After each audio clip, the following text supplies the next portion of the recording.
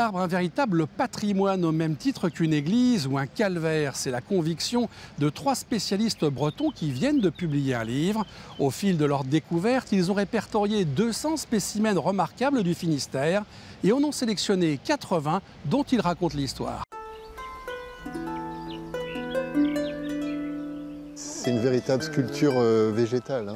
Ce châtaignier majestueux de Pont-l'Abbé décrochera peut-être le titre de l'arbre de l'année au prochain concours national. Classé monument naturel en 1910, il est l'un des plus vieux de France et probablement d'Europe.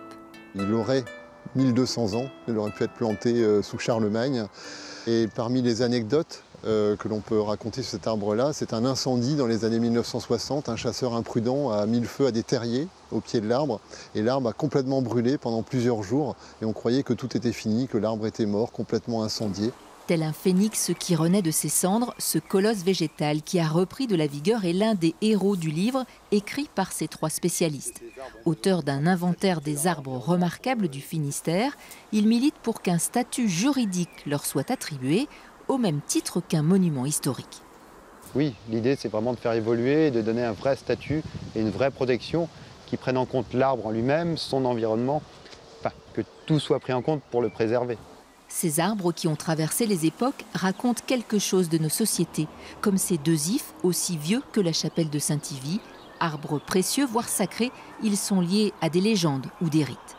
Il y avait des arbres à clous, donc on clouait un clou dans l'écorce de l'arbre, et donc on faisait le transfert de la maladie, des furoncles, enfin bon voilà. Dernière étape au bord de l'Audet, au manoir de Kerdour à Plomelin.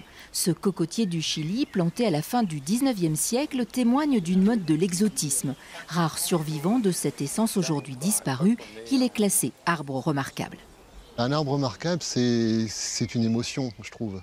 C'est une émotion, on vient au pied et je dirais le premier critère, c'est quand on fait waouh, quoi. Enfin, on est épaté, enfin on n'est pas épaté, c'est pas le mot, mais quand on est étonné, on a une réelle émotion au pied de cet arbre-là. Et là, je crois qu'au pied d'un palmier du Chili, de cette hauteur-là, de cet âge-là, on a une émotion.